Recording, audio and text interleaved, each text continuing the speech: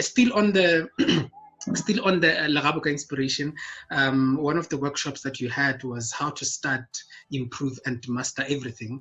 And one of the key aspects that you actually dealt with in that workshop, or that you addressed, was how to discover your passion, you know. And I can see that you're very passionate about leadership, like I said, like imparting knowledge, passion, pushy passion, you know. So if someone asks you, Mr. Lesiba, and say, how do I know my passion? Where do I start? Where do I, where do I begin? Because, these days we have all sorts of these words being thrown. You hear people saying, no, you need to lead a purposeful life. And then after that, that's where the whole thing's passion and everything like that. And I was having a conversation with one of my former classmates, and they started to realize actually that the career that they're in, they're not passionate about. But after the whole years of studying, and now they hate Mondays, they don't look forward for going to work and everything like that, which makes passion, for me, very quite important. But then where do we start, and how do we discover it, and lead us there? A very interesting question, Lida. So passion is one of those very difficult subjects to really try and teach people about, because it's not a straightforward type of an answer. It's not to follow 1, 2, 3, and then you get to 4. So it's very diversified, because it's more in the, your social space. So, but how I put it is that, passion is what drives you. What drives you, usually people hear using such phrases or words to say, like, this drives me very much, and you might find out that you don't know why that thing is driving you so much, and that speaks a little bit to passion. So to discover passion, there's various ways, but we try and teach based on experience and the studies as well, to say, how do you discover a passion? But researchers have also shown that it's something that it's long. It's not something that you can just say, today I want to discover my passion, and tomorrow you wake up knowing what your passion is. But you require people who actually have discovered to share their experience and tell you exactly what really happened. So how I put it in my case is that you need to observe, what you are doing every day. Whether it's the chores in home or whether it's your schoolwork. Try to just take 3 different categories or scenarios and see exactly what really do you get to do voluntarily without anybody saying it to you. And you get excited. You feel very, very, very great about it at the end of the day. And within that activity which you are doing, you can actually try and explore where your passion lies. For me, my passion lies in teaching.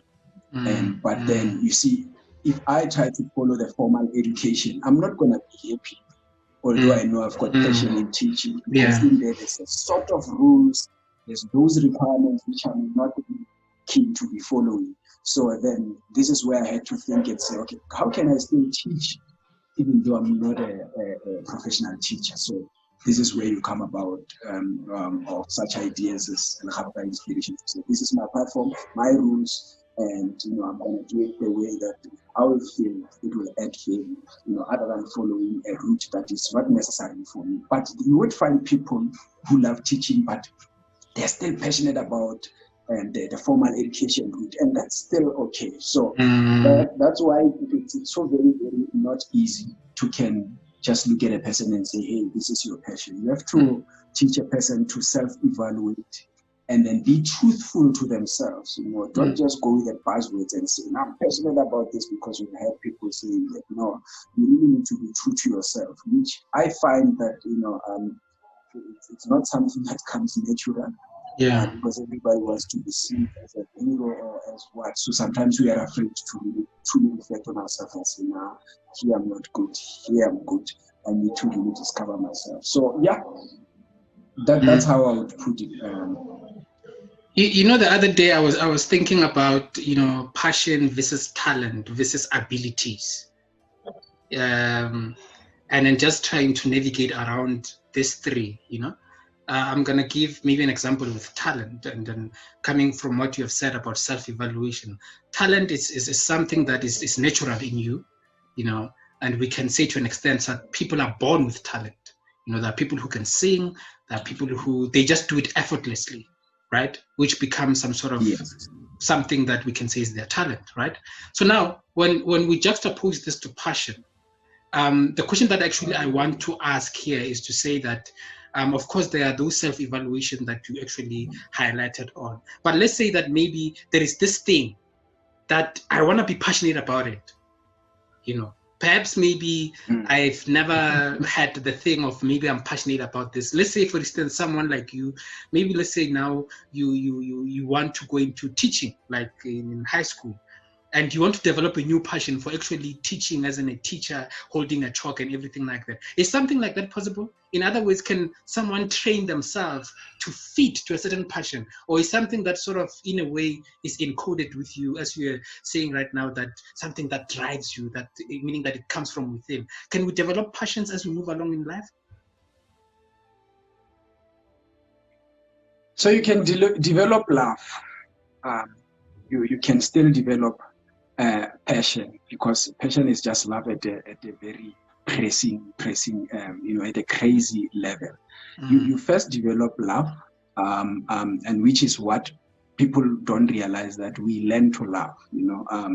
There's debates around the world, to say whether you are born with love or you learn to love. I strongly believe that you learn to love, because you gotta be taught what love is. So to become passionate about something, obviously it must intrigue you. There must be that element of attraction.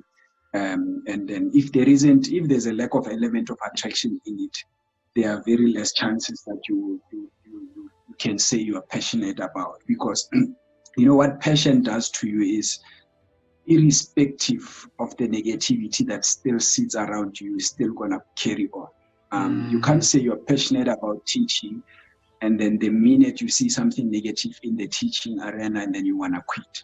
I wouldn't really regard that as passion. Maybe there's something that drives you to want to go and teach. Probably it might be that you thought is easy. That could be a quick win for you to earning a salary. And then when you enter into the field, you actually realize that there's more to teaching than what I thought, than what I had public putting teaching as. And then you start getting frustrated along the way. You say, no, I don't think this is what I'm ready for. Having to interact with learners, and then the learners just don't give you what you had in mind. Having to try and look at a curriculum you want to deliver, and then it's not turning out to be the way you think. And that's when you realize, I don't think this is for me. But when you have passion, yes, you will come across such kind of challenge, but you will still be having sleepless nights to say, but how can I change the attitude of those students or those learners, and then still be able to make them realize the importance of the contents that I'm delivering to them. So passion will be derived from you having much interest in carrying on, despite what is presented as an obstacle in front of you. Yeah, one of my former classmate was saying this to me, and he was like, as long as I'm getting paid, as long as there is that guap, I don't have any problem. I will love that. I will do that. I wouldn't care and everything like that. Do you think passion can be induced, or be something that maybe can be incentivized through perhaps monetary forms, or maybe other incentives that can be put to make people passionate about certain things? Because I see sometimes in corporate, there are this kind of incentives, these packages, that perhaps you can say that maybe they are trying to push workers within that direction of them being passionate about their work and everything like that. Do you think that something like that is something that is to go for, maybe in trying to channel passion for some people? I wouldn't really put it that way. I would say you're complying. You're just being compliant, actually.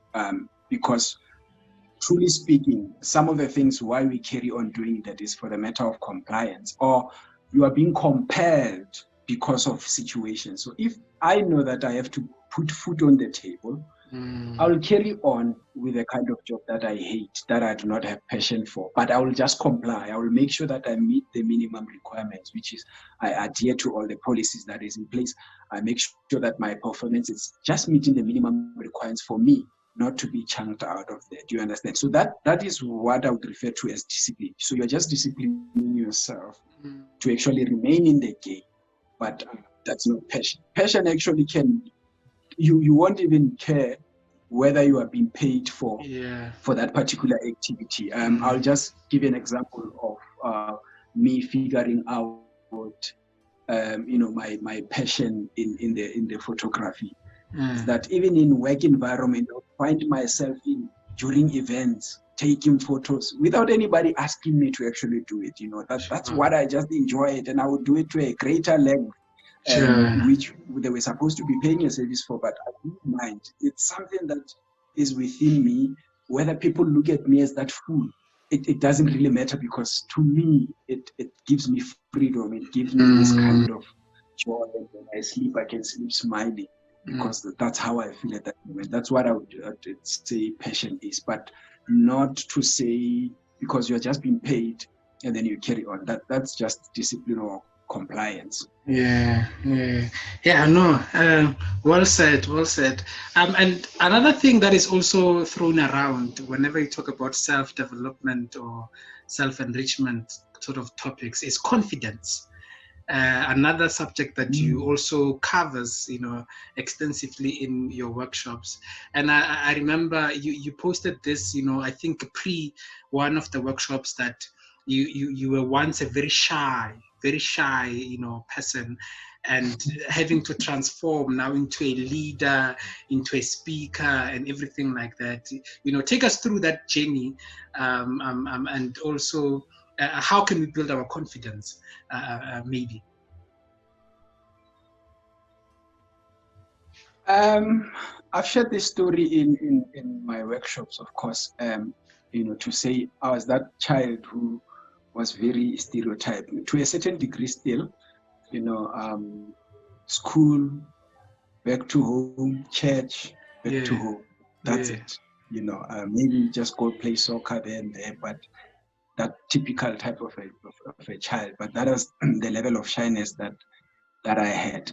So I would say it is an incident actually that made me to change from being that quiet and shy to start now assuming leadership. It was an incident in high school when I was doing grade 9, whereby there was a certain teacher who used to give us, I know it doesn't sound right, but he used to give us incorrect corrections. It's in maths. He would just force a math problem to lead to the answer, even though the formula didn't make sense. And he kept on doing that. And one day I just thought, no, this can't carry on like this. And I protested. I said, no, teacher, that's not the way. And obviously, us growing in rural schools where corporal punishment was still a thing, it didn't turn out to be nice, because they felt undermined. And I was really punished for that. And I remember that incident ended with me being in a doctor's place, because it was very, very, very violent. So. And then from there, that incident said to me, now, what, you gotta stand up and fight for, the children who are suffering because of that, but not fight it in the usual way that we see. I said, you know what, I will then start doing afternoon classes, and teach people using examples that they are very close, that they would understand. And then that's actually how I started teaching myself on how to stand in front of a crowd, deal away with the fear and show them how do I get these things right, giving examples, using things that they've seen, not stuff that you'd find in textbooks that are foreign. Talk about the donkey that they see. That's how I actually got to assume this leadership. And then the shy part of me faded bit by bit, because you start seeing where people appreciate and their marks start improving, and you realize, oh, okay, actually this thing can work, it works. And then obviously as you grow, you come across people who inspire you, who do it better, and I would always go to those people and say, hey man, how do you manage to speak for over an hour without a speech written and stuff like that? Follow the track and realize that actually it is achievable. So yeah, that's where this whole shyness faded away. And from there, I never looked back. I thought, maybe this is what I'm born for, assisting people, and let me do it. Yeah. And then the confidence part, if someone says, how do I build my confidence? What would you say to that? Takes time, takes courage. Yeah. It's not as easy as saying building confidence. You'd be fortunate if you put yourself close to people that you are looking up to. I think that is one of the easiest way to gain confidence, because they're gonna push you. They're gonna show you how to do it. Some people incidentally experience that, where they had mentors, and you start being able to use it to a certain degree. But of course it requires nourishing. You need to read books and get some tips. But I think the easiest way to learn is, if you have seen somebody that you really would love, or you like the way they do things, get close to that person and ask a lot of questions. See if they can be friendly enough to mentor you and show you a way around, and definitely you will get it right. Yeah, no, I think that is actually the best way to go about it. And that's where I think for me, I got to appreciate mentorship, because I think it is in those spaces whereby you really get to learn and to really be propelled, in that spaces. Just speaking to you right now, Mr. Lesiba Kekana, one thing that just crosses my mind, it just crosses, flashes and everything like that. I'm sure you've been told a couple of times that you are humble. Have you? Okay, well, I guess it depends on the recipients, how you define humility. But I try to give people respect as much as possible. There's one thing that I try to avoid is hating people, because I don't think hating is quite cool. And if there's one thing that I hate as well, is humiliation. Why? Because as human beings, we are in a learning journey. So the fact that you know something before me doesn't really make you a better person or give you a right to humiliate me with my lack of knowledge or ignorance thereof. So I always try to put myself into somebody's shoe. Why do I do that? Because I myself also struggled through the journey. I remember when I first saw a leader from the national level standing in front while I was still a student giving a speech. I went home and asked myself, where do these people learn these things? Where do they get this amount of knowledge? It sounded so vain and scary to me, but I guess that's what pushed me to say, to be closer and ask them those very close questions. So humility for me would be that if somebody is not privileged, they are still behind in terms of experience. I become patient with them and try to understand. Even if that person might be a little bit nasty and give an attitude, because I guess sometimes people do get confidence. That's what they were taught. They were taught to be rough. They were never taught to be soft. They were taught that when you confront the person, you need to show that level of fighting, only to realize that that's only what they know. And when you engage, which I've done it quite extensively in my experience, when people were attacking me and I would call them on the side and try to understand, I figured out that is the only way they were trying to debate. They never thought that there's actually a different way of meeting people. So I truly believe in those principles of saying, that you gotta give, you need to understand a person, and you need not to try and humiliate. It goes back to where we started, the issue of, don't know if that is what people regard as me being humble, but if that is the case, I appreciate that as a compliment. Yeah, the reason why I'm asking this is